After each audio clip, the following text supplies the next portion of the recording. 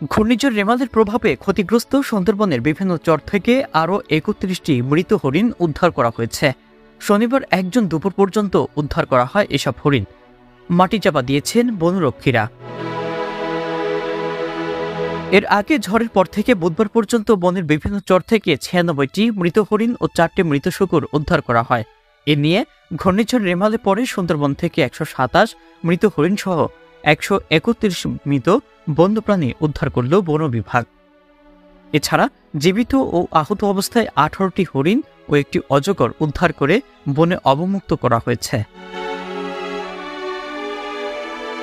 খুলনা অঞ্চলের বন সংরক্ষক মিহির কুমার দে বলেন, ঘূর্ণিঝড় রেমালের তাণ্ডবে সুন্দরবনের অনেক ক্ষতি হয়েছে।